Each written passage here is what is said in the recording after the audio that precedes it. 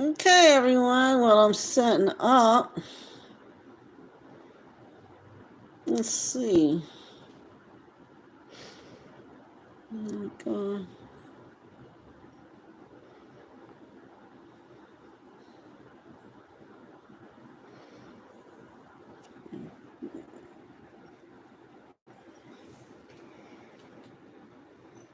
Okay, there we go. Okay, so let's see. Yes. This is this.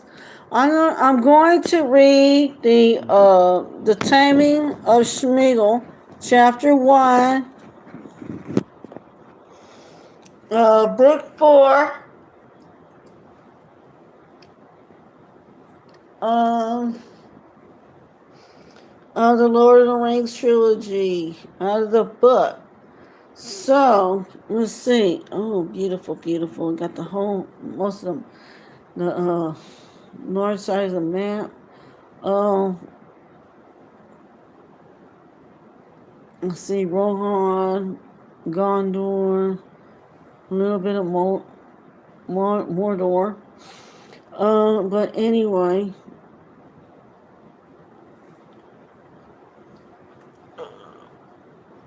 there will be breaks in between. Believe me, because the eyes may go ugly. Because this small print is killing me, people. Um, I don't know what to do. Get those magnifying things that you can read. Oh my god. Oh, they do have them. But anyway, I love the book. I just gotta work my eyes between reads. But that's pretty much it. But anyway, uh,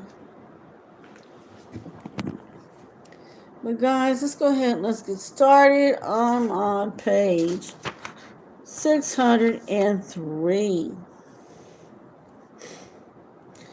Uh, I'm excited because we get to see who our favorite person, Schmeagol, or Gollum, is how we all know him.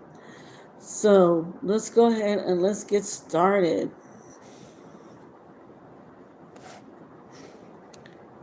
Well, Master, we're in a fix, and no mistake, said Sam Googie. He stood despondently with hunched shoulders beside Frodo and peered out with puckered eyes into the gloom. It was the third evening since they had fled from the company, as far as they could tell. They had almost lost count of the hours during which they climbed and labored among the barren slopes and stones of the Emma sometimes retracing their steps because they could find no way forward, sometimes discovering that they had wandered in a circle back to where they had been hours before. Yet, on the whole, they had worked steadily eastward, keeping as near as they could find a way to the outer edge of the strange, twisted knot of hills. But always they found its outward faces sheer, high, and impassable,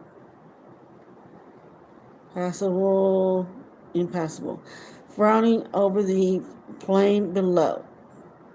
Beyond its tumbled skirts lay livid, festering marshes, where nothing moved and not even a bird was to be seen. The hobbit stood now on the brink of a tall cliff, bare and bleak, its feet wrapped in mist, and behind them rose the broken highlands crowned with drifting cloud. A chill wind blew from the east. Night was gathering over the shapeless lands before them. The sickly green of them was fading to a sullen brown. Far away to the right, the green that had gleamed fitfully in sun breaks during the day, was now hidden in shadow, but their eyes did not look beyond the river, back to Gondor, to their friends, to their lands of men. South and east they stared to where, at the edge of the oncoming night, a dark line hung, like distant mountains of motionless smoke. Every now and again, a tiny red gleam, far away, flickered upwards on the rim of earth and sky.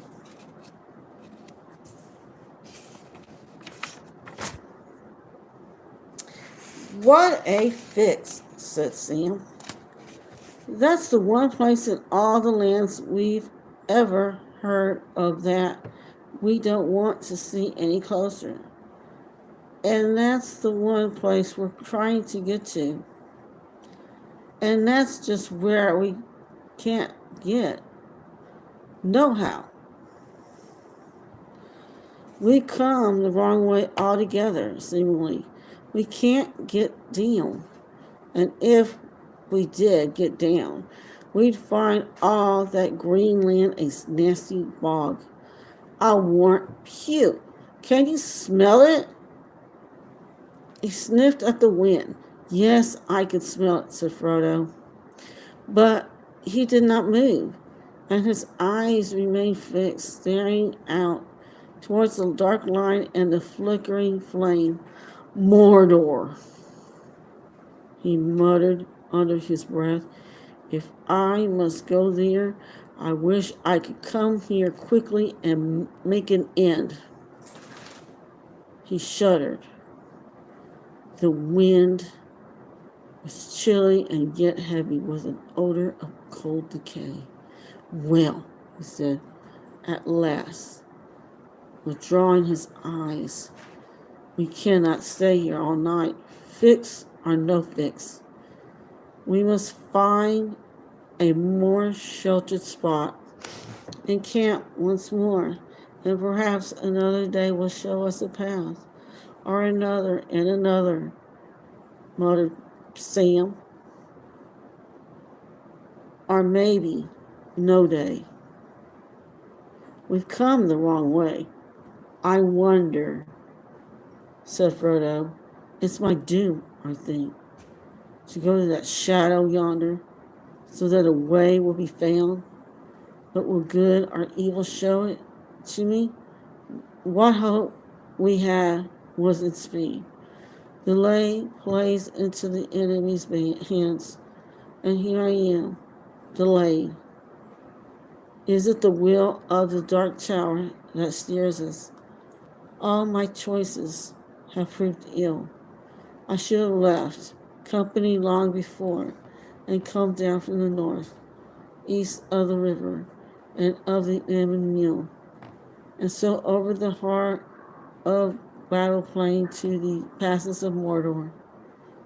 But now, it isn't possible for you and me alone to find a way back, and the orcs are prowling on the east bank.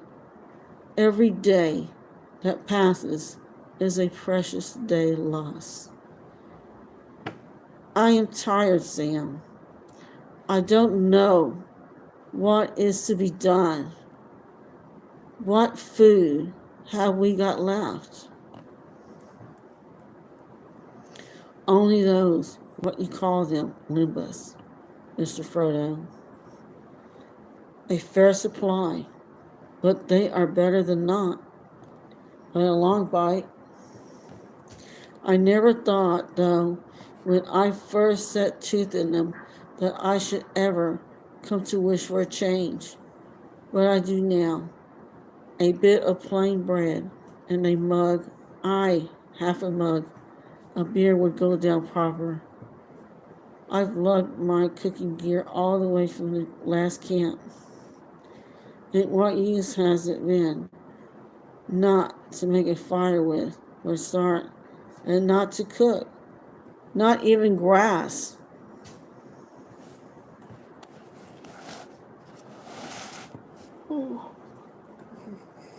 They turned away, and went down into a stony hollow.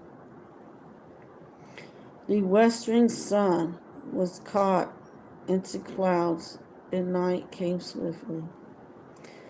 They slept as well as they could, for the cold turned and turned about in a nook among great jagged pinnacles of weathered rock. At least they were sheltered from the easterly wind. Did you see them again, Mr. Frodo? Asked Sam as they sat, stiff and chilled, munching wafers of Lindpas in the cold gray of early morning. No, said Frodo. I've heard nothing and seen nothing for 2 nights now. Nor me, said Sam. Grrr, those eyes did give me a turn. But perhaps we've shaken him off at last. The miserable slinker, Gollum. I'll give him Gollum in his throat if I ever get my hands on his neck. I hope you'll never need to, said Frodo.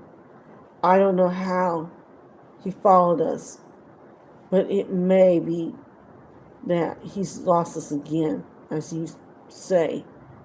In this dry, bleak land, we can't leave many footprints, nor much scent, even for his snuffling nose.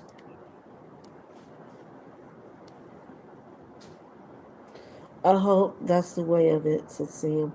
I wish we could be rid of him for good. So do I, said Frodo, but he's not my chief trouble. I wish we could get away from these hills. I hate them.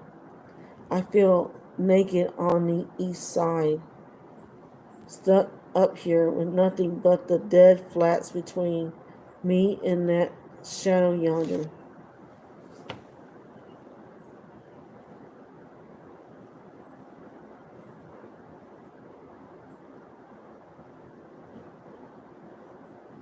There's an eye in it. Come on. We've got to get down today somehow.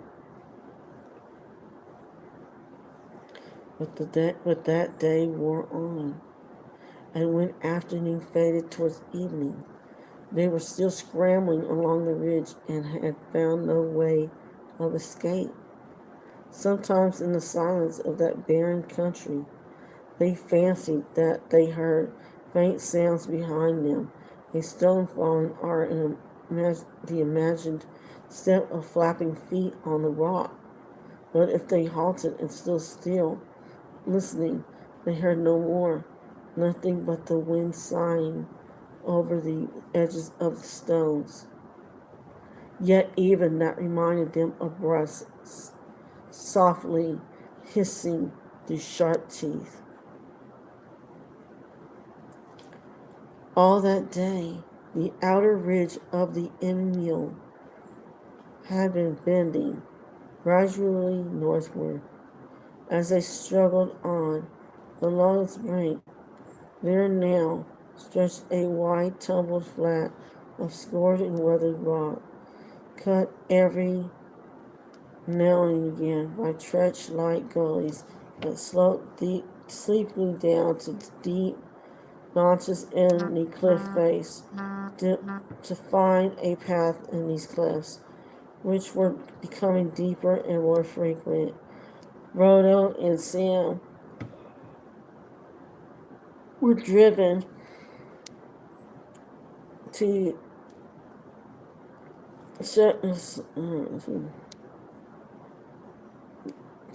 their left, well away from the edge, and they did not notice that for several miles they had been going slowly but steadily downhill.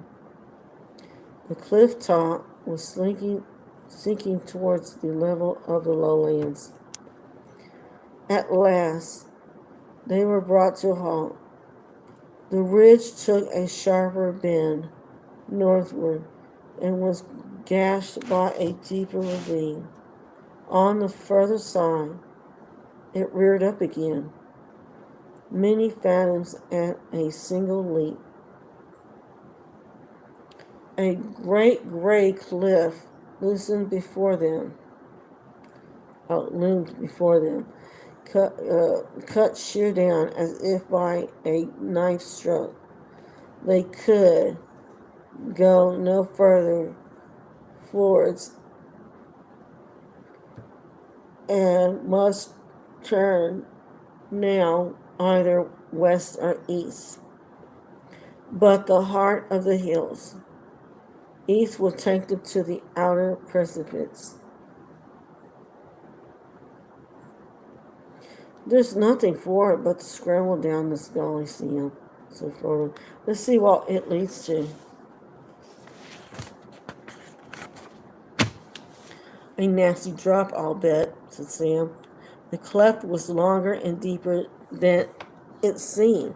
Some way down, they found a few gnarled and stunted trees, the first they had seen for days.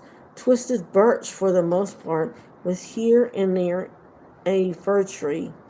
Many were dead and gone, bitten to the core by the eastern winds. Once in milder days, there must have been a fair thicket in the ravine, but now, after some 50 yards, the trees came to an end, though old broken stumps straggled on almost to the cliff's brink. The bottom of the gully, which lay along the edge of a rock fall, was rough with broken stone and slanted steeply down. When they came at last to the end of it, Frodo stooped and leaned out. "Look," he said, "we must have come down a long way, or else the cliff has sunk. It's much lower here than it was, and it looks easier too." Sam knelt beside him and peered reluctantly over the edge. Then he glanced up at the great cliff rising up, away on their left. "Easier," he grunted. "Well, I suppose it's always easier getting down than up. Those as can't fly can jump."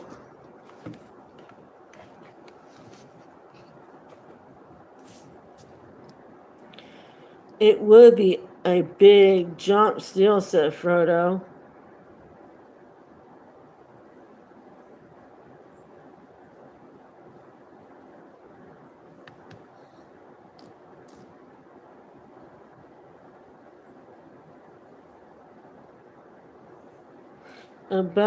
Well, he stood for a moment, measuring it with his eyes. "About 18 fathoms, I should guess, not more."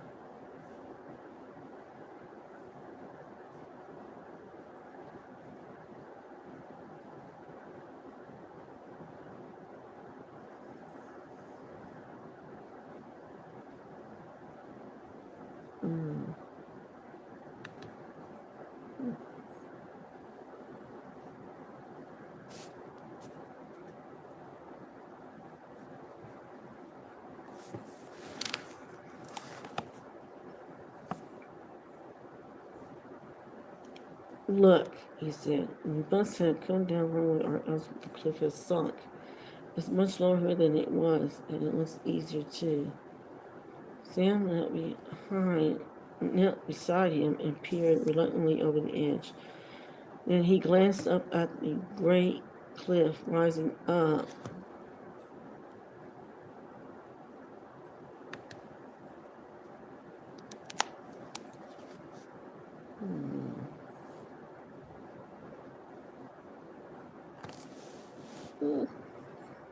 Away on their left. "Easier," he grunted. "Well, that's supposed to be. Well, I suppose it's always getting easier getting down than up. And those as can't fly and can't jump. It would be a big jump still," said Frodo. He stood for a moment, measuring it with his eyes. About 18 fathoms, I should guess, not more. And that's enough, said Sam. Ugh, how do I hate looking down from a height. But looking's better than climbing. All the same, said Frodo. I think we could climb here, and I think we shall have to try. See, the rock is quite different from what it was a few miles back. It has slipped and cracked.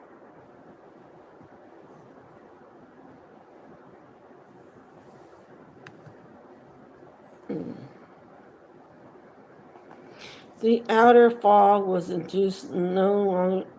It was indeed no longer sheer, but sloped outwards a little. It looked like a great rampart or seawall whose foundations had shifted so that its courses were all twisted and disordered, leaving great fissures and long slanting edges that were in places almost as wide as stairs.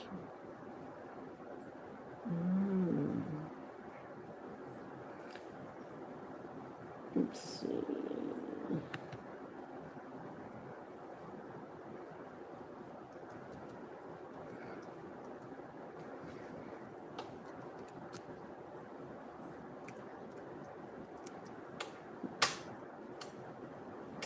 And if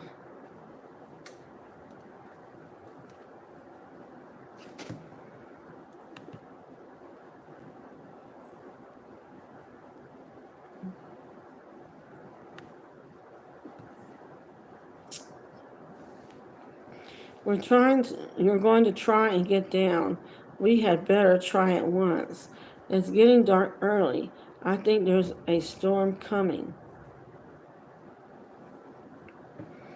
The smoky blur of the mountains in the east was lost in a deeper blackness that was already reaching out westwards with long arms.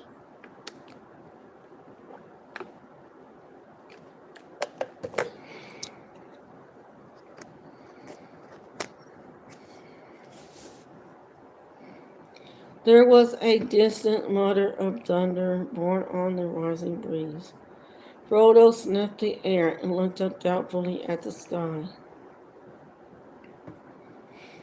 He strapped his belt outside his cloak and tightened it, and settled his light pack on his back. Then he stepped towards the edge. I'm going to try it, he said. Very good, said Sam gloomily, but I'm going first. You, said Frodo. What's made you change your mind about climbing? I haven't changed my mind, but it's only since. Put the one lowest, as is most likely to slip. I don't want to come down atop of you and knock you off. No sense in killing two with one fall. Before Frodo could stop him, he sat down, swung his legs over the brink, and twisted around, scrambling his toes for a foothold. It is doubtful if ever did anything braver in cold blood or more unwise. No, no, Sam, you old ass, said Frodo. You'll kill yourself for certain. Going over like that without even a look to see what to make for. Come back. He took Sam under the armpits and hauled him up again. Now, wait a bit and be patient, he said. Then he lay on the ground, leaning out and looking down, but the light seemed to be fading quickly, although the sun had not yet set. I think we could manage this, he said presently. I could at any rate, and you could too, if you kept your head and followed me carefully. I don't know how you can be so sure, said Sam.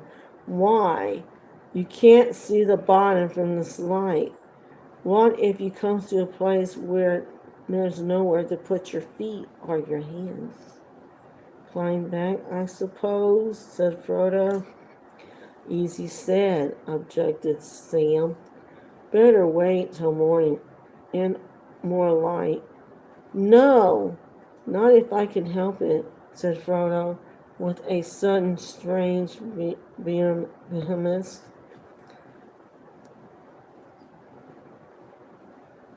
I grunge every hour, every minute.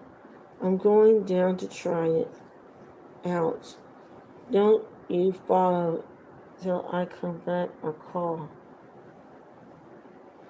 Gripping a stony lip of the fall with his fingers, he let himself gently down until when his arms were almost at full stretch. His toes found a ledge. One step down, he said, and his ledge broadens out to the right. I could stand there without a hold. Oh, his words were cut short.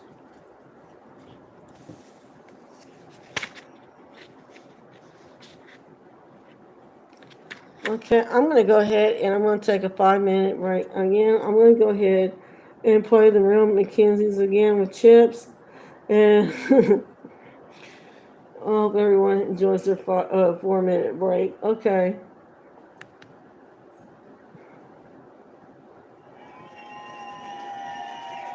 No. Hey, yo, how you doing? Here's a song originally written by Charles Dickens. It's called The Devil and Mr. Chips, but we call it Chips. Let's go, come on.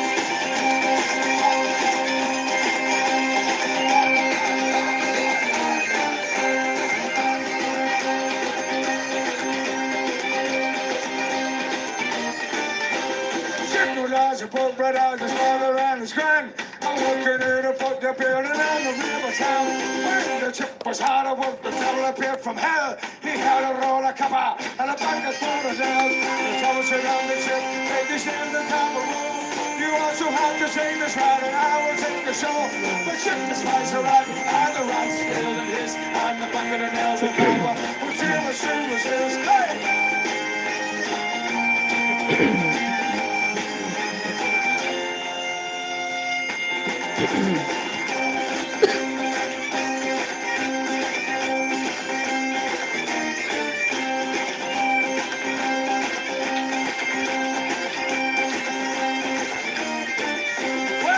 Chase your work, he got rid of the rat. He would not be a problem with the step that fell apart. But the devil would no tie, no matter how hard he tried. The rat attacked the boat right and he bit him in the eye. The same to show the river out, that and the same to stand. They found a ship around the gate, his life and live in hell. He slowly lost his mind, he lost his family. He lost his son and had to join the King's Navy.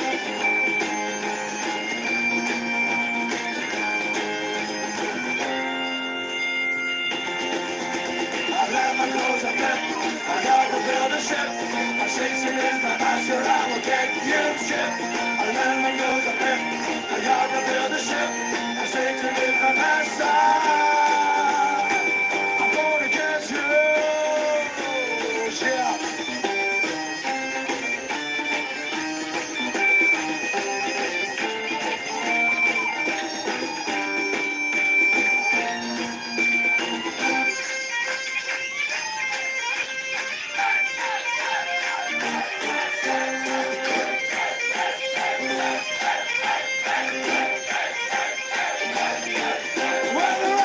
Ship up the gangplank of the ship. They place him and they torture him until he finally fit. He said to the captain to show him about the rig. The captain spied his madness and they sent him in the brig. The devil had his man, he knew just what to do. He's commander Roger to the plank stage too. The water was clear and the ship went down. She was smashed upon the rocks on which the rats cast around.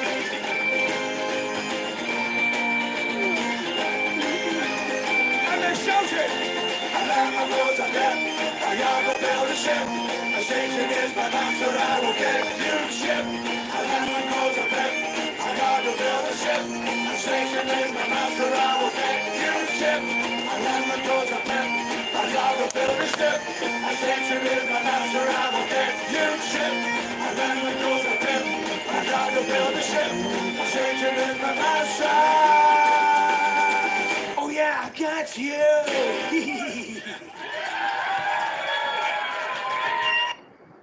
Okay, the hurrying darkness, now gathering great speed, rushed up from the east and swallowed the sky.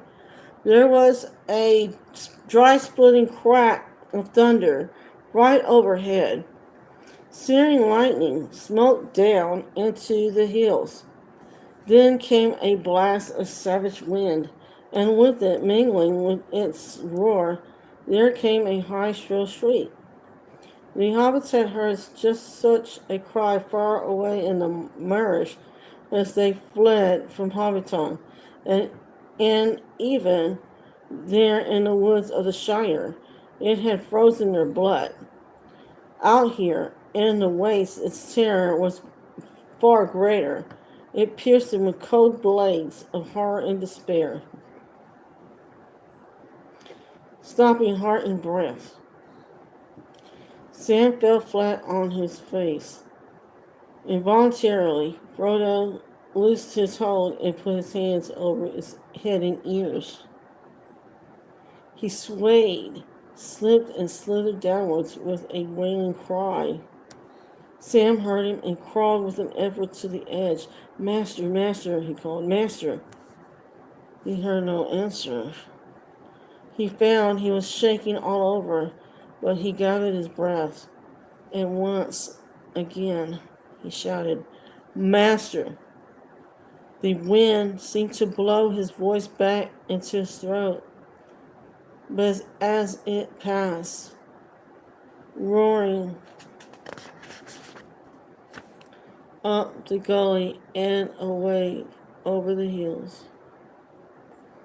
a faint answering cry came to his ears. All right, I'm here, but I can't see." Frodo was calling with a weak voice. He was not actually very far away. He slid and not fallen, and had come up with a jerk to his feet with a wider ledge not many yards lower down. Fortunately, the rock face at this point leaned well back, and the wind had pressed him against the cliff, so that he had not toppled over. He steadied himself a little, laying his face against the closed stone, feeling his heart pounding. But either the darkness had grown complete, or else his eyes had lost their sight. All was black about him. He wondered if he had been struck blind. He took a deep breath. Come back, he heard Sam's voice out of the blackness above. "I can't," he said. "I can't see. I can't find any hold. I can't move yet." "What can I do, Mr. Frodo? What can I do?" shouted Sam, leaning out dangerously far. Why could not his master see? It was dim, certainly, but not as dark as all that. He could see Frodo below him, a gray forlorn figure, swayed against his cliff. But he was far out of the reach of any helping hand. There was another crack of thunder, and then the rain came in a blinding sheet, mingled with hail. It drove against the cliff, bitter cold. "I'm coming down to you," shouted Sam, though how he hoped to help in that way he could not have said. No, wait," Frodo called back, more strongly now. "I shall be better soon. I feel better already. Wait. You can't do anything without a rope." "Rope?" cried Sam.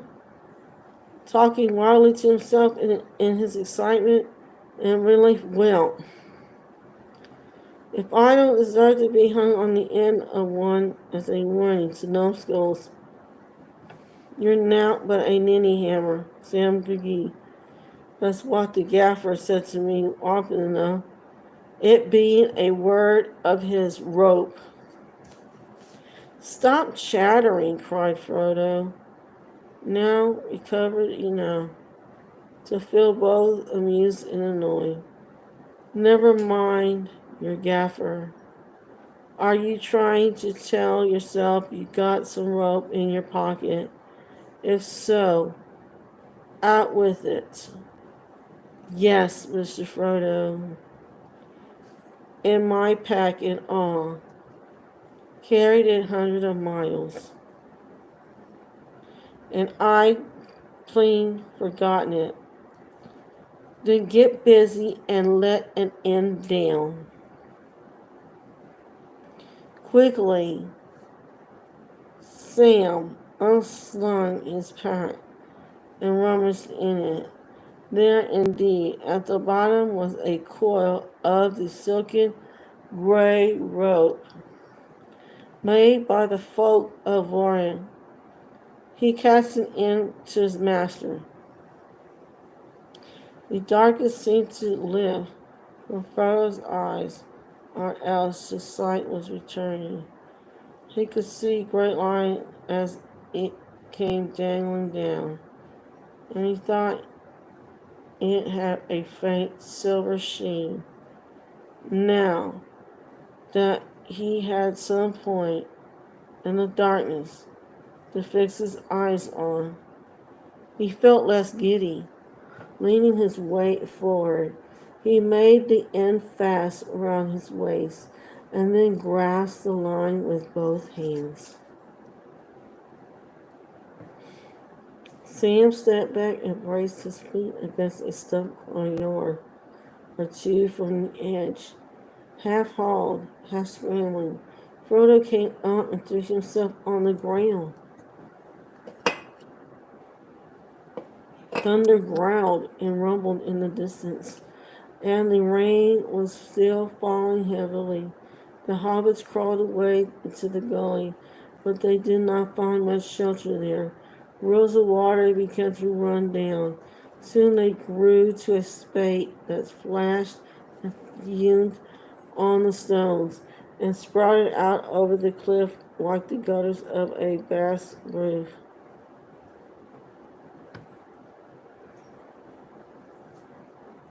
I should have been half drowned down there.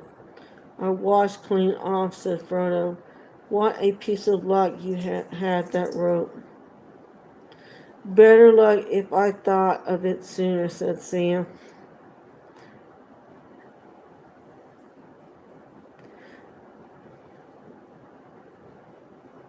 Maybe you remember them putting the ropes in the boats as we started off in the elfish country.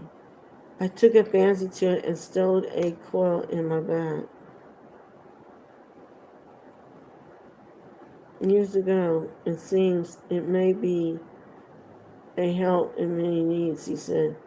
Haldir are one of those folk, and he spoke right.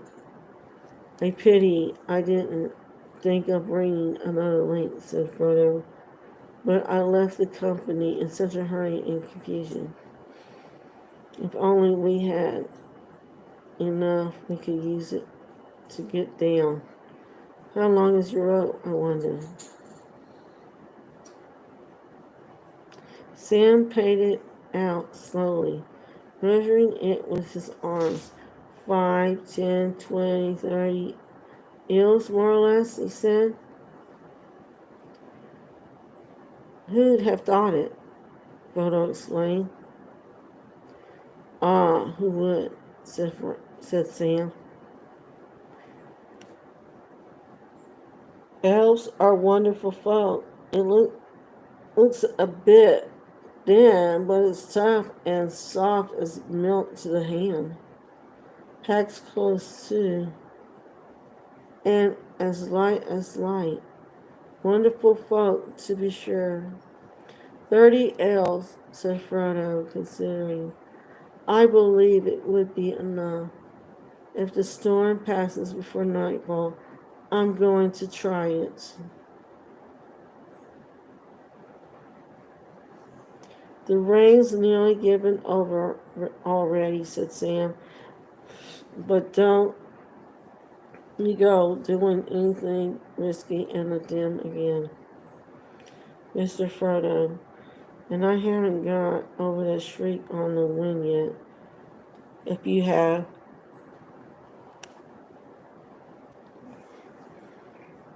like a black rider, it sounded. But one up in the air, if they can fly.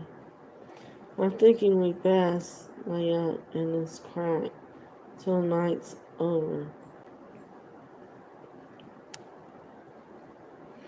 And I'm thinking that I won't spend a moment longer than I need. Stuck up on the edge with the eyes of a dark country, looking over the marshes, said Frodo. With that, he stood up. It went down to the bottom of the gully again. He looked out.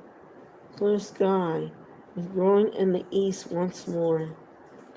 The skirts of the storm were lifting.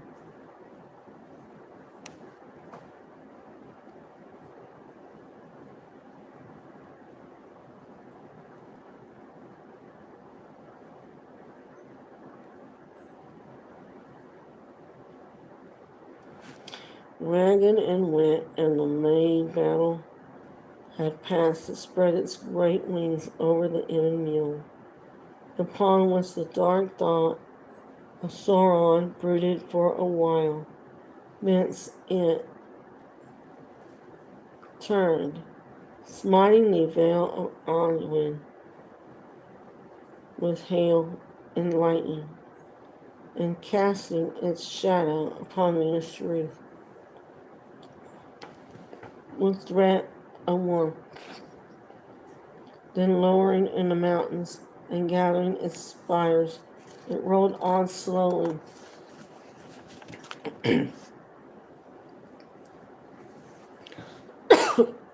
over Gondor and the skirts of Rohan.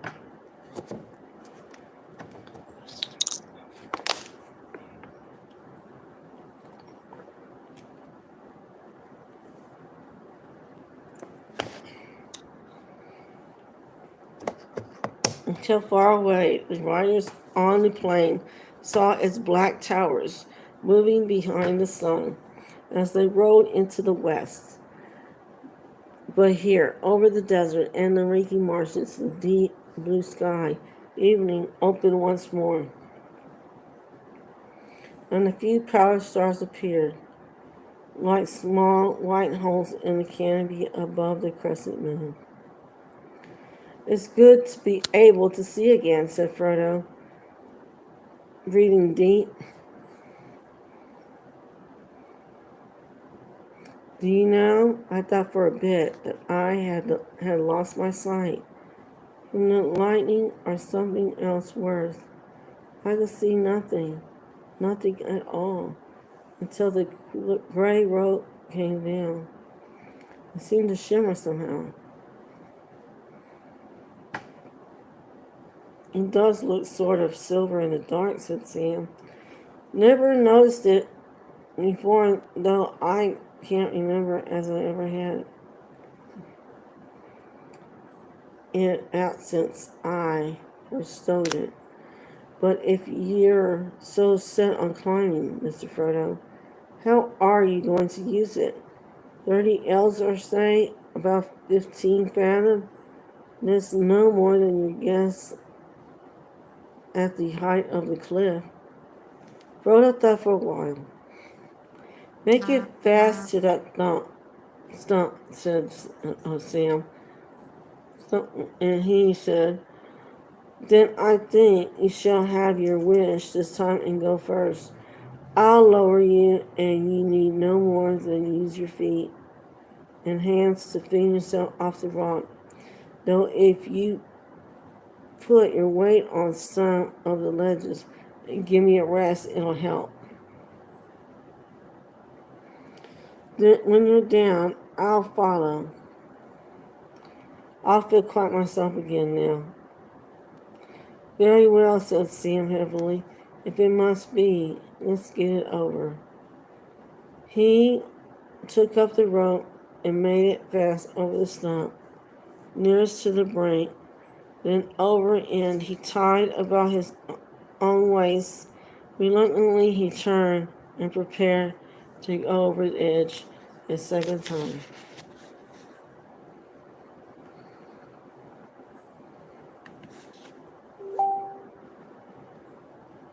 Okay.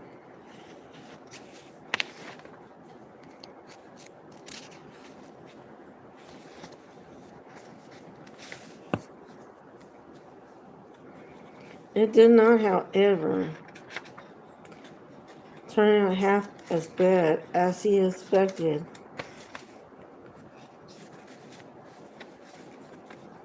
The rope seemed to give him confidence, though he shut his eyes more than once.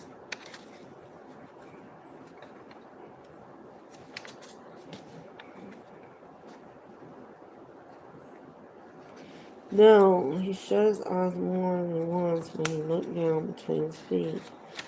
There was one awkward spot where there was no ledge, and the wall was sheer and even undercut for a short space.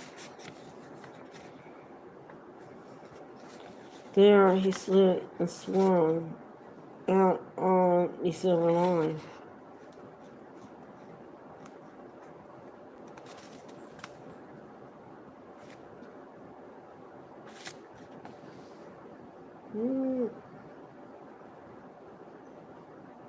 But Frodo lowered him slowly and steadily, and it was over at last. His chief fear had been that the rope length would give out while he was high up, but there was still a good might in Frodo's hands when Sam came to the bottom and called up,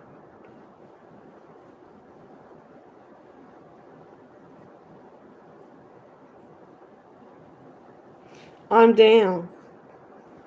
His voice came up clearly from below, but Frodo could not see him. His gray elfin cloak had melted into the twilight. Frodo took rather more time to follow him. He had rope about his waist, and it was fast above, and he had short it so that it would pull him up before he reached the ground. Still, he did not want to risk a fall, and he had not quite Sam's faith in the slender gray line. He found two places, all the same, where he had to trust wholly to it. Smooth surfaces where there was no hold, even for his strong hobbit fingers, and the ledges were far apart. But at last he too was down. "Well," he cried, "we've done it. We've escaped from the Emyn Muil. And now, what next, I wonder? Maybe we shall soon be sighing for good hard rock underfoot again." And Sam did not answer. He was staring up the cliff. "Ninny hammers," he said. "Noodles,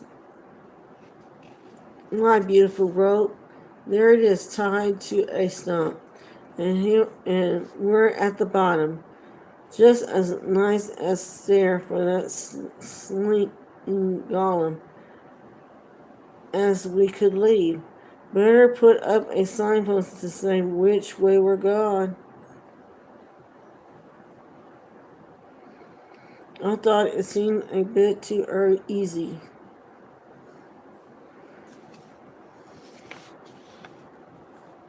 If you can't think of any way we could have both use the rope and hammer, or any other name your gaffer gave you, said Frodo. Climb up and untie it and let yourself down if you want to. Sam scratched his head. No, I can't think now. Longing, no, begging your pardon, he said, but I don't like leaving it, and that's a fact.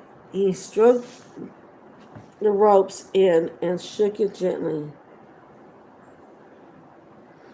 It goes hard parting with anything I brought out of the elf country. Maybe Glendaru herself, too, maybe. Glendaru.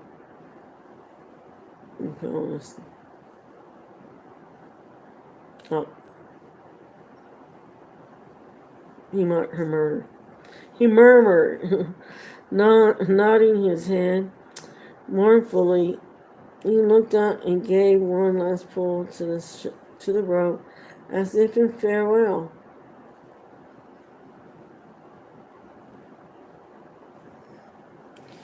To the complete surprise of both the hobbits, it came loose. Sam fell over, and the long gray coils slithered silently down on top of him. Frodo laughed. Who tied the rope? He said. And good thing it held as long as it did. I think that I trusted all the weight on your knot. On my weight to your knot. Sam did not laugh. I may not be good at climbing, Mr. Frodo, he said in injured tones, but I do know something about rope and about knots.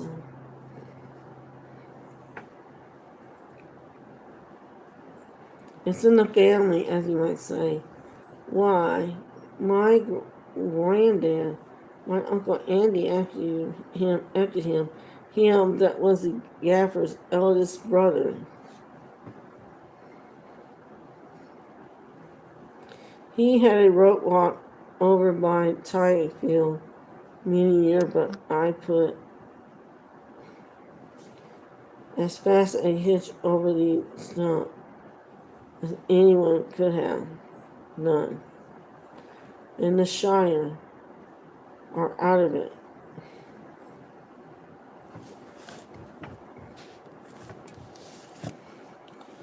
Then the rope must have broken, frayed on the rock edge, I expect, said Frodo.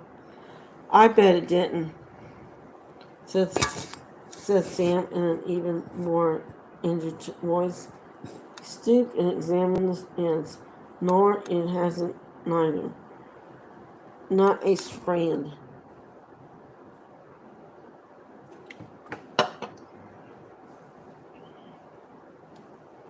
Then I'm afraid it must have been the knot, said Frodo. Sam shook his head and did not answer. He was passing the rope through his fingers thoughtfully. Have it your own way, Mr. Frodo, he said at last, but I think the rope came off itself when I called. He coiled it up and stowed it lovingly in his pack. It certainly came, said Frodo, and that's the chief thing, but now we've got to think of our next move. Night will be on us soon. How beautiful the stars are, and the moon. They do cheer the heart, don't they? Said Sam, looking up. Elfish they are somehow. And the moon's growing. We haven't seen him for a while. I mean, a night or two in this cloudy weather. He's beginning to give quite a light.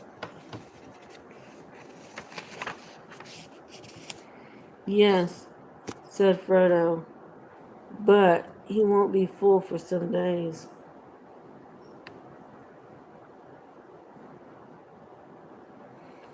I don't think we'll try the marshes by the light of half a moon.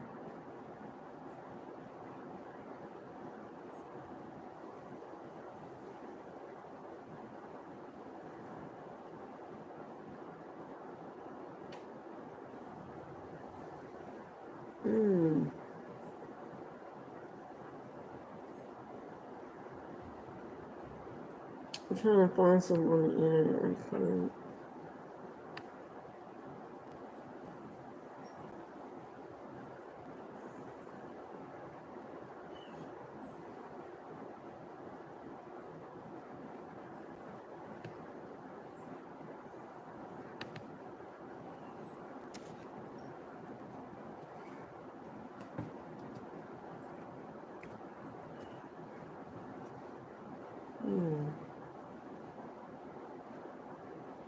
Here we go. I'm gonna go ahead and put the Rum Jacks Fistful of Roses on.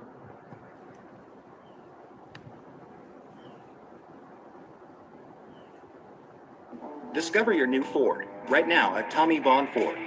Come finance a 2025 Ford Escape for $393 per month for set.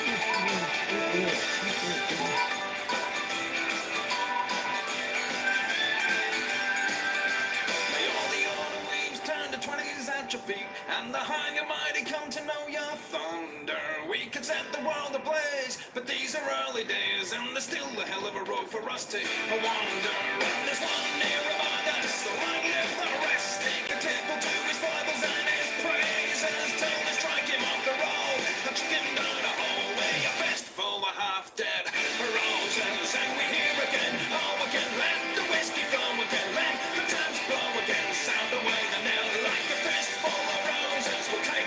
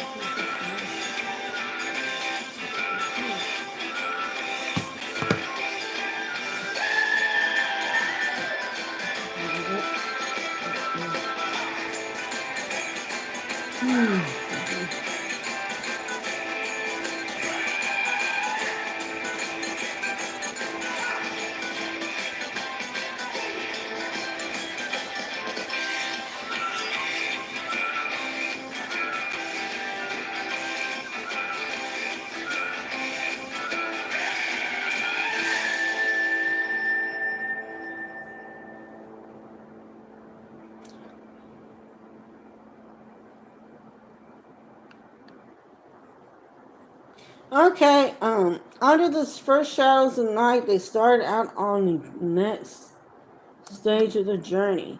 After a while, Sam turned and looked back at the way they came. The mouth of the gully was a black notch in the dim cliff. I'm glad we got the rope, he said. We've set a little puzzle for that footpath somehow. Anyhow, he could try his nasty flappy feet on those ledges. They picked their steps away from the skirts of the cliff, among a wilderness of boulders and rough stones, wet and slippery with the heavy rain. The ground still fell away sharply. They had not gone very far when they came upon a great fissure that yawned suddenly black before their feet. It was not wide, but it was too wide to jump across in the dim light. They thought they could hear water gurgling in its depths. It curved away on their left northward, back towards the hills, and so barred their road in that direction. At any rate, while darkness lasted, we had better try a way back southwards along the line of the cliff, I think, said Sam. We might find some nook there, or even a cave or something. I suppose so, said Frodo. I'm tired, and I don't think I can scramble among stones much longer tonight, though I grudge the delay. I wish there was a clear path in front of us. Then I go on till my legs gave way.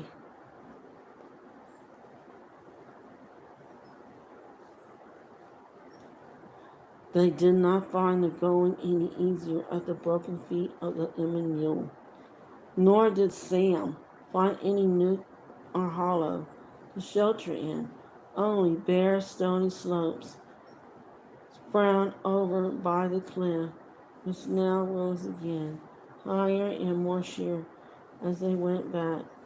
In the end, worn out, they just cast themselves on the ground under the lee of the boulder, lying not far from the foot of the precipice. There, for some time, they sat, huddled mournfully together in the cold stony night, while sleep crept upon them in spite of all they could do to hold it off. The moon now rode high and clear. Its thin white light lit up the faces of the rocks and drenched the cold, frowning walls of the cliff, turning all the wide, looming darkness into a chill, pale gray scored with black shadows.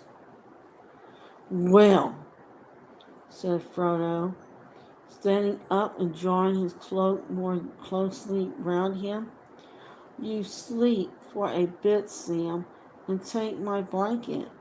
I'll walk up and down on sentry for a while. Suddenly he stiffened, and stooping, he gripped Sam by the arm. What's that? He whispered. Look over there on the cliff.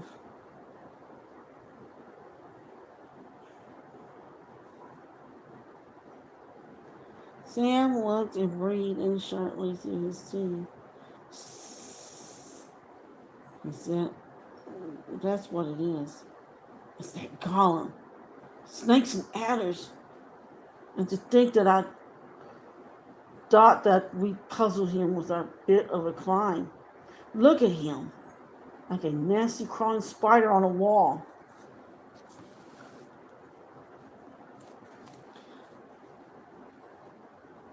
Down the face of a precipice, sheer and almost smooth, it seemed in the pale moonlight.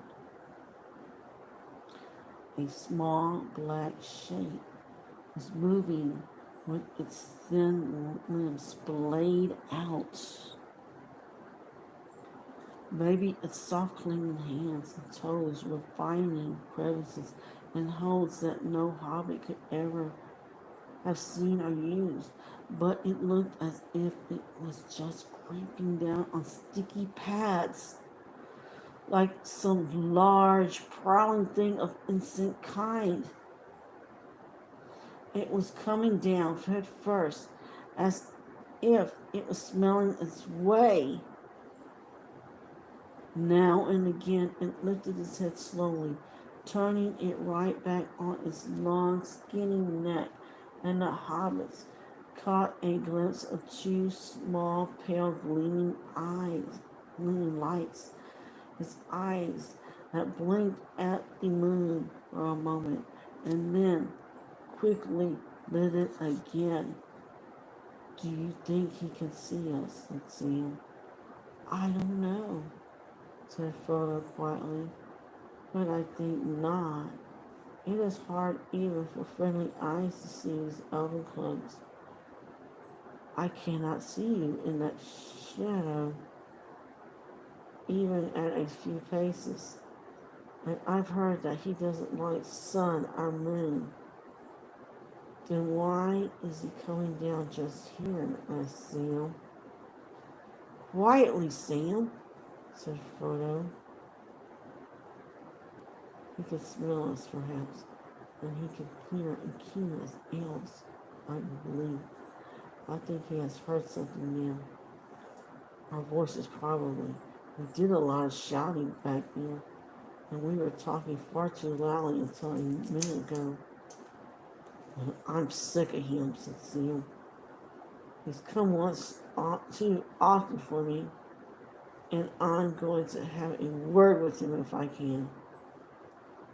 I don't suppose we could give him the slips anyhow, anyway. Drawing his gray hood well over his face, Sam crept stealthily towards the cliff. Careful, whispered Frodo coming behind. Don't alarm him. He's much more dangerous than he looks.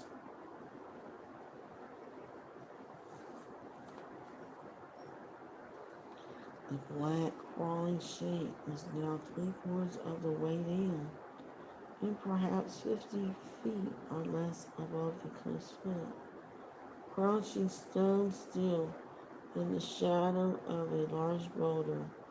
The hobbits watched him. He seemed to have come to a difficult passage, or to be troubled about something.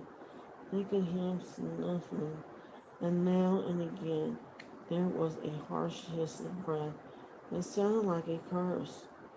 He lifted his head, and they thought he heard him spit.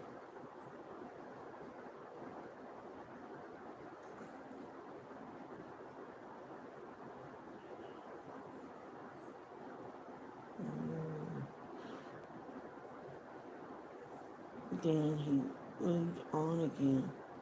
Now they could hear his voice creaking and whistling. Hush, my precious. Why haste less feet? We must risk our neck. Listen, precious. No, precious. Oh. He lifted his head again, blinked at the moon, and quickly shut his eyes. We hate it. He hissed. Nasty, shivery lightning. It bites on us, precious. What's your eyes?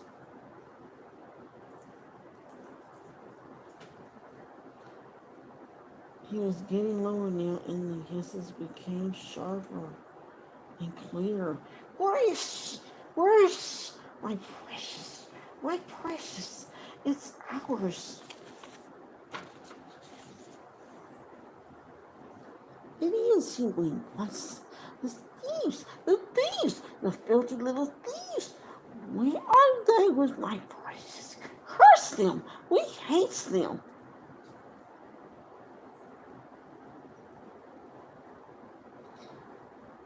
It doesn't sound as if he knew we were here, does it? Whispered Sam. And what's his precious? Does he mean the shh? Breathed Frodo. I was getting near now. Near enough to hear a whisper. Indeed, Gollum had suddenly paused again, and his arched head on his scrawny neck was lolling from side to side as if he was listening. His pale eyes were half unlidded. Sam restrained himself, though his fingers were twitching. His eyes, filled with anger and disgust, were fixed on the wretched creature as he now began to move again, still whispering and hissing to himself.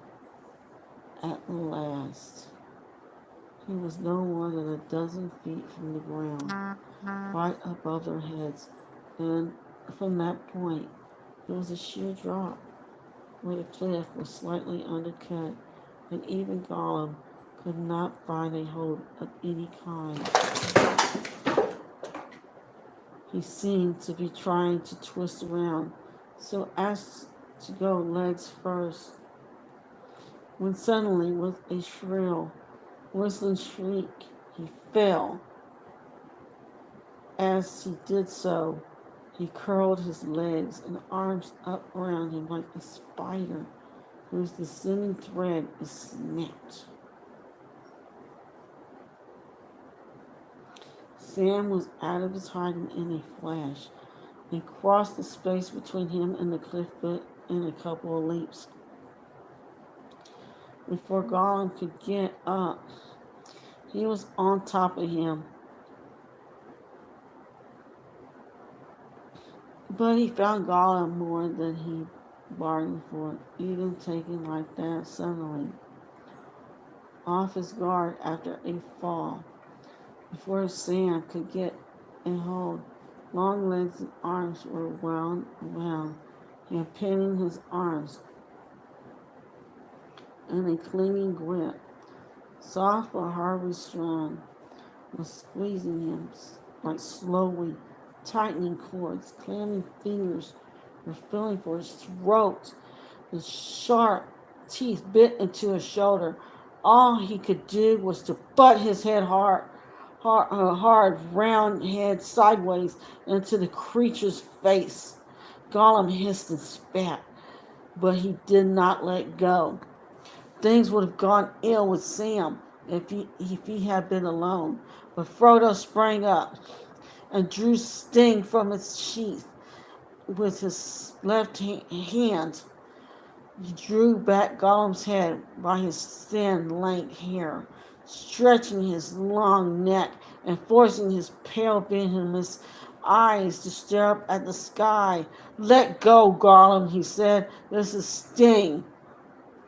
You have seen it before, once upon a time.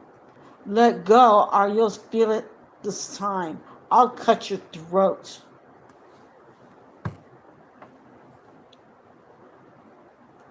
Gollum collapsed and went as loose as wet string. Sam got up, fingering his shoulder. His eyes smoldered with anger, but he could not avenge himself. His miserable enemy lay groveling on the stones, whimpering, "Don't hurt us! Don't hurt us!"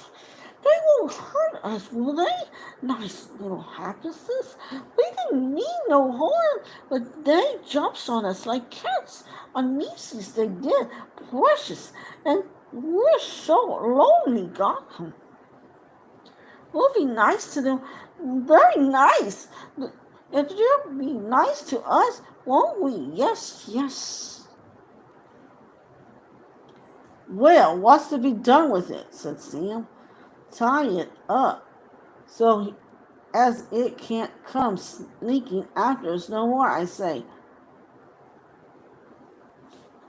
But it would kill us. It'd kill us, whispered Garland. Poor little harpists, tie us up in the cold, hard lands and leave us. Go, go. Sobs welled up in his gobbling throat. No, said Frodo. If we kill him, we must kill him outright. Well, we can't do that. Not as things are. Poor wretch. He has done us no harm. Oh, excuse me. Oh, hasn't he? Said Sam, rubbing his shoulder. Anyway, he meant to, and he means to. I warrant, throttle us in our sleep. That's his plan. I dare say, said Frodo, but what he means to do is another matter.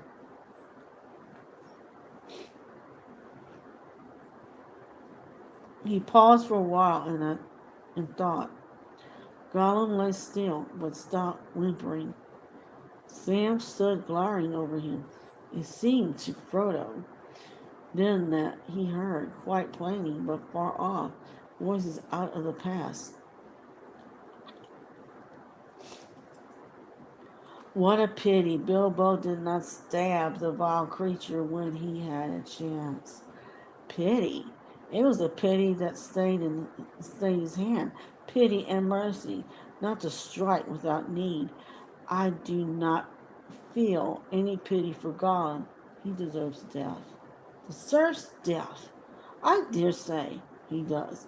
Many that live deserve death, and some die that deserve life.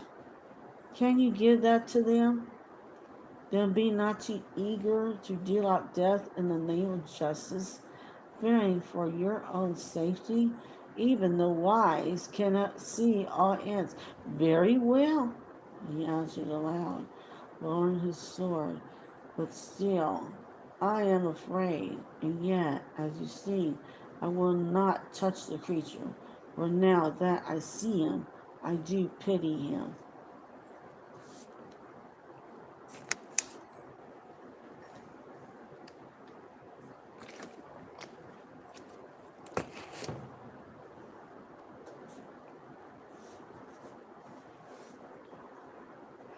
Sam stared at his master, who seemed to be speaking to someone who was not there.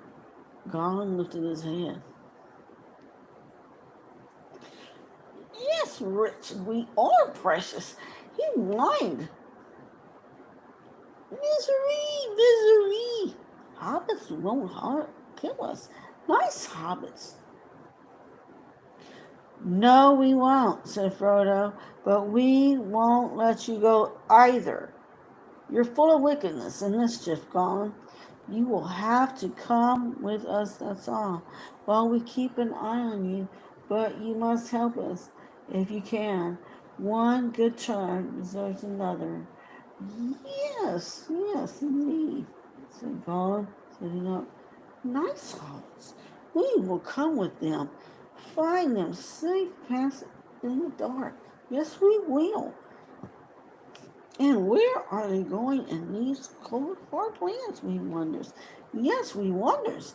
And he looked up at them, and a faint light of cunning and eagerness flickered for a second in his pale, blinking eyes.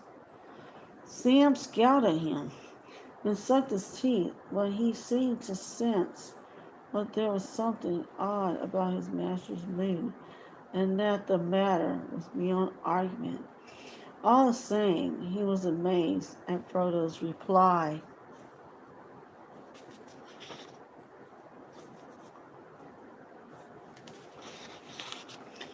Frodo looked straight into Gollum's eyes, which flinched and twisted away.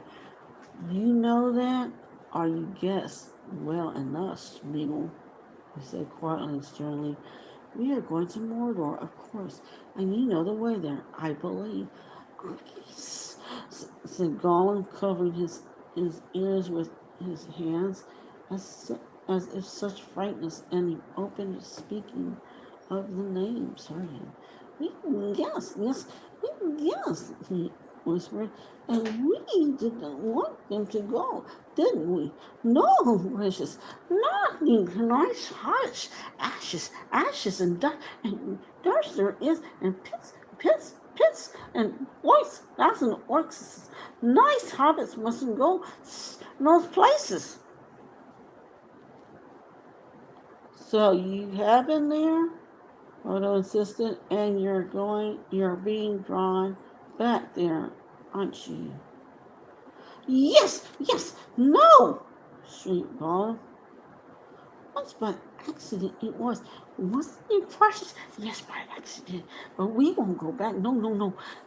Then suddenly his voice and language changed, and he sobbed in his throat and spoke, but not to them.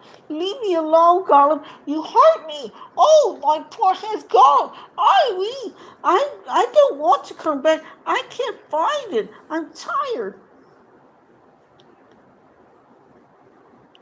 I am tired. We can't find it. Gollum, no, nowhere. They're always the way. Dwarves, men, elves, terrible elves with bright eyes. I can't find it. Ach. He got up and clenched his long hand into a bony, fleshless knot, shaking it towards the east. We won't. He cried, not for you. And he collapsed again. Gollum! He whispered with his face to the ground. Don't look at us. Go away. Go to sleep. He will not go away or go to sleep at your command, Smeagol, said Frodo.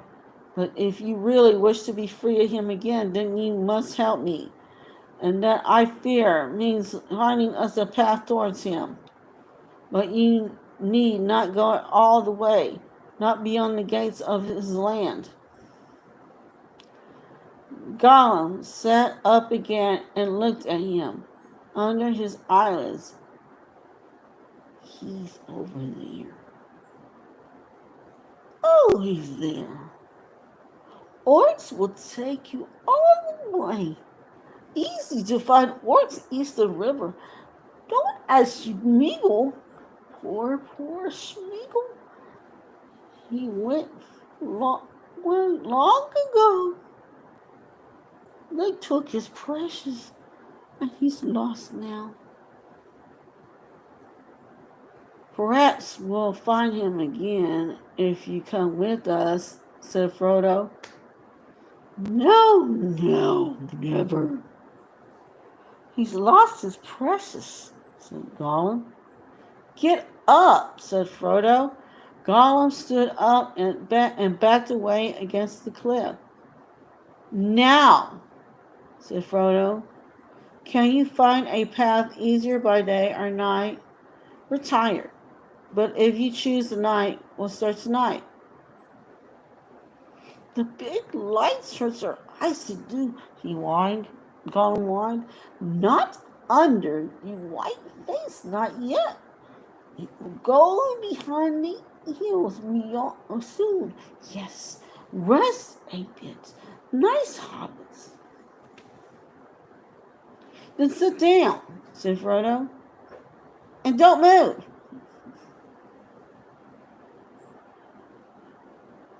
The hobbits seated themselves beside him, one on either side, with their backs to the stony wall, resting their legs. There was no need for any arrangement by word. They knew that they must not sleep for a moment. Slowly the moon went by. Shadows fell down from the hills, and all grew dark before them. The stars grew thick and bright in the sky above. No one stirred. Gollum sat with his legs drawn up, knees on the chin, flat hands and feet splayed on the ground, his eyes closed, but he seemed tense, as if thinking or listening. Frodo looked across at Sam. His eyes met and they understood. They relaxed, leaning their heads back and shutting their eyes or sleeping to. Soon the sound of their soft breathing could be heard. Gollum's hands twitched a little, hardly perceptibly. His head moved to the left and the right, and first one eye and then the other opened and slit. The hobbits made no sign. Suddenly, with startling agility and speed, straight off the ground, with a jump like a grasshopper or a frog, Gollum bounded forward into the darkness. But that was just what Frodo and Sam had expected. Sam was on him before he had gone 2 paces after his spring. Frodo, coming behind, his grabbed leg and threw him. Your rope might prove useful against Sam, he said. Sam got out the rope. And where were you off to in the cold, hard lands, Mr. Gollum? He growled. We wonders, we wonders, to find some of your orc friends, I want. You nasty, treacherous creature. It's round your neck this rope ought to go, and a tight noose too.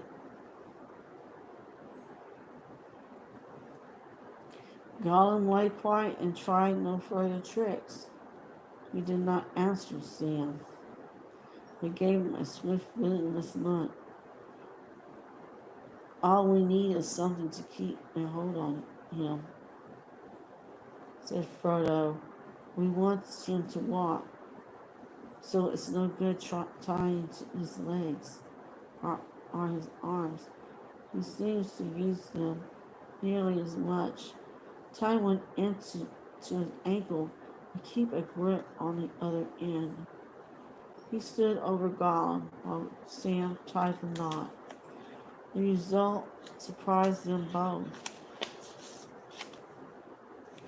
Gollum began to scream, a thin, tearing sound, very horrible to hear. He writhed and tried to get his mouth to his ankle and bite the rope. He kept on screaming.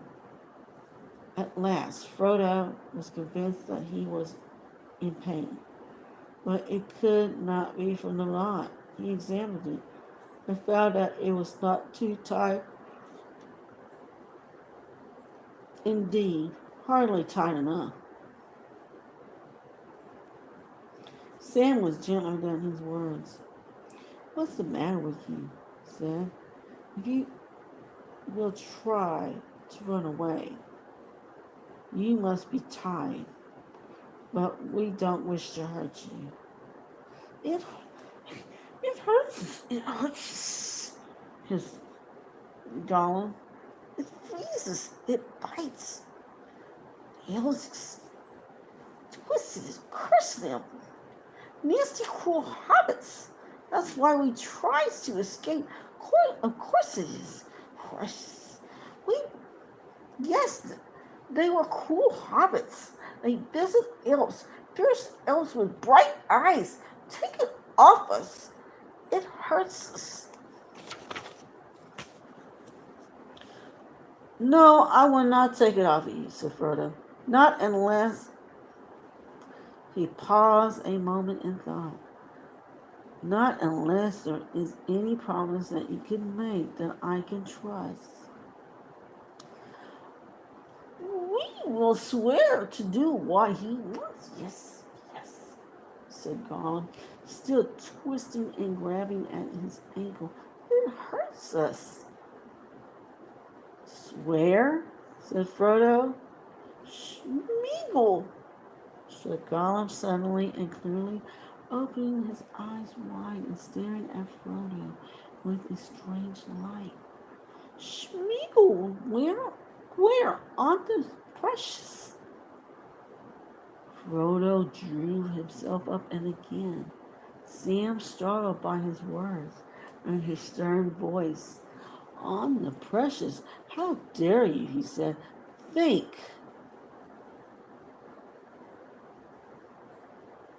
One ring to rule them all, and in the darkness find them. Would you commit your promise to that, Smeagol? It will hold you, but it is more treacherous than you are. It may twist your words. Beware.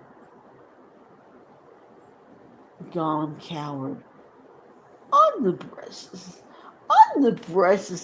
he repeated. And what would you swear? Asked Frodo. Be very, very good, said Gollum, crawling to Frodo's feet.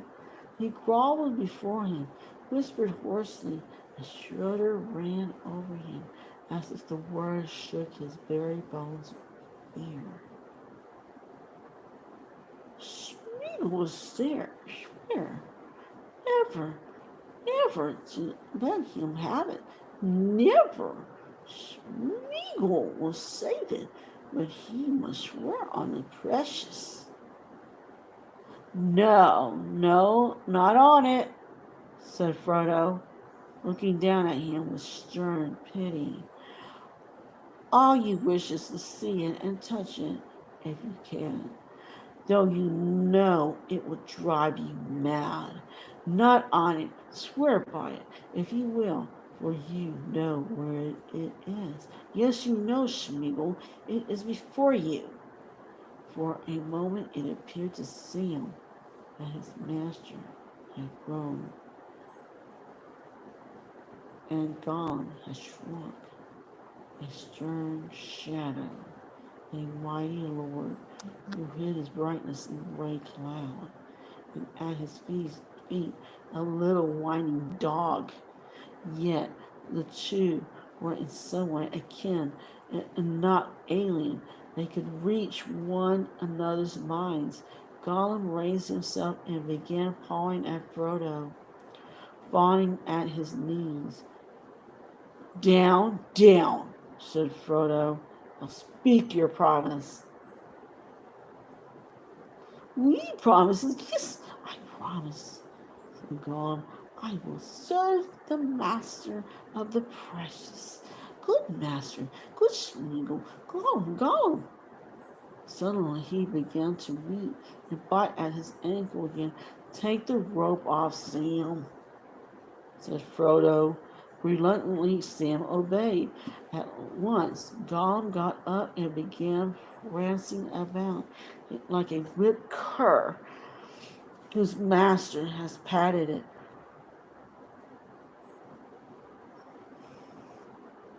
From that moment, a change which lasted for some time came over him. He spoke with less hissing and whining, and he spoke to his companions, direct, not to his precious self. He would cringe and flinch if they stepped near him or made any sudden movement, and he avoided the touch of their elven clothes. But he was friendly, and indeed pitifully anxious to please. He would cackle with laughter and caper if any jest was made, or even if Frodo spoke kindly to him, and weep if Frodo rebuked him. Sam said little to him of any sort. He suspected him more deeply than ever, and if possible, like the new Gollum, Schmeagol, wrestling. Oh. Well, Gollum, or whatever it is we were to call you, he said. Now for it. The moon's gone, and the night's going. We better start. Yes, yes, agreed Gollum, skipping about. Off we go. There's only one way across the north end, and the little thing, I found it. I did. Orcs don't use it. Orcs don't know it. Orcs don't cross the marshes. They go around for miles and miles. Very lucky you came this way. Very lucky you found Smeagol. Yes, follow Smeagol. He took a few steps away and looked back quietly, like a dog wanting him for a walk. Wait a bit, Gollum, cried Sam. Not too far ahead now. I'm going to be at your tail, and I've got the rope handy. No, no, said Gollum. Smeagol promised. In the deep of night, under hard-steer stars, they set off. Gollum led them back northward for a while on the way they had come. Then he slanted to the right away from the steep edge of the Emyn down the broken stony slopes toward the vast bends below. They faded swiftly and softly into the darkness, over all the leagues of waste before the gates of Mordor. There was a black silence.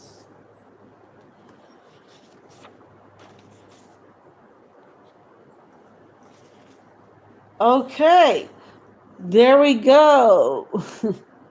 Finally made it, but nothing minor. But yeah, so let's see. The next time we read, it will be chapter 2, The Passage of the Marshes, book 4.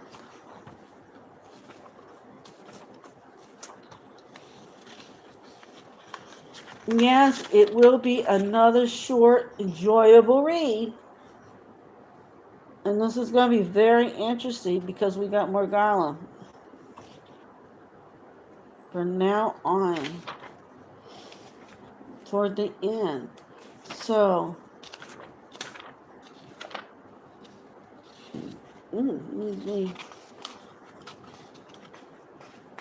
I'm trying to look at chapter 3. The Black Gate is closed.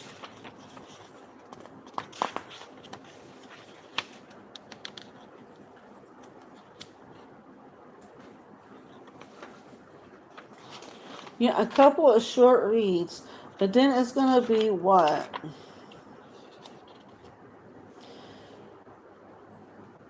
You're going to find some scenes familiar from the movie, you know, and you're going to be figuring out, like, how is it different? How is it similar? How is it like? Because you're going to be going like, well, I'm going to go to that Prime Video or whatever to go watch it. Again, it's on Prime Video on Amazon. But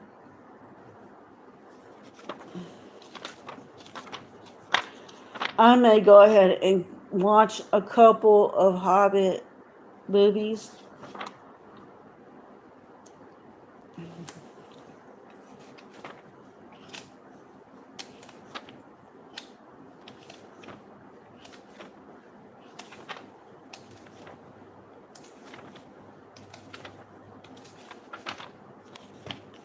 Okay, now what touched you different about Gollum?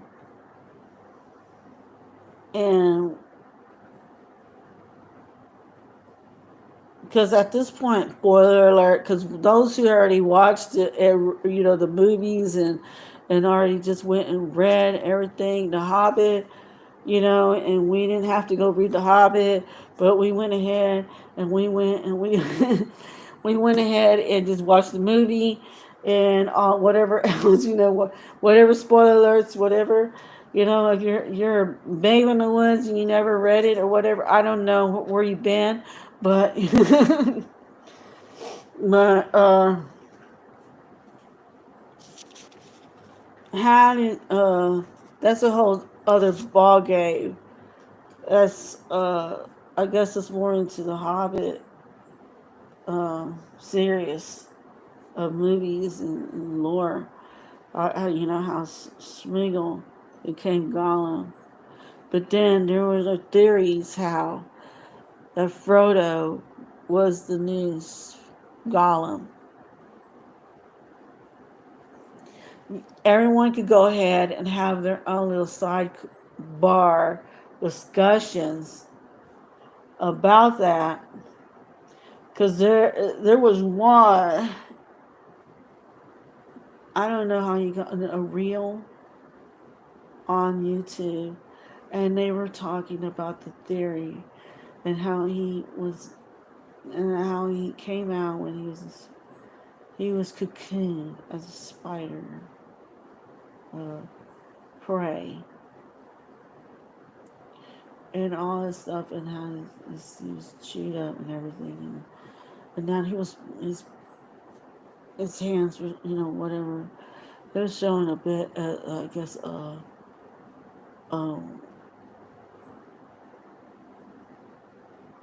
do you call it?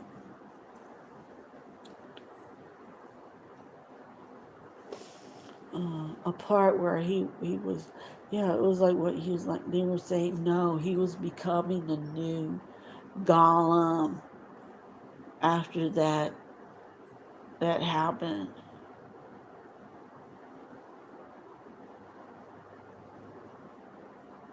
Well, y'all could talk about that. But the next time we read will be on page 620, chapter 2, the passage of the marshes, book 4. Now, I will be looking forward to that short read. Hopefully, we will not have any interruptions. Hopefully, there will be no possums involved or cats going amok or whatever. We'll see if we can control that, but anyway, that is going to be, let me see,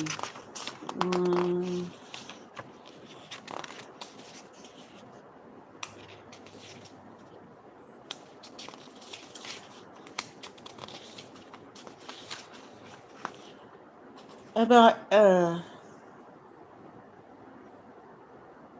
16 pages. 16 pages is not bad. So I'll go ahead and let everyone go. I hope everyone is having a nice holiday. And make sure you're having fun. Make sure it doesn't hurt yourself or no one else. But anyway, take care, fellow Tolkiens. Laters.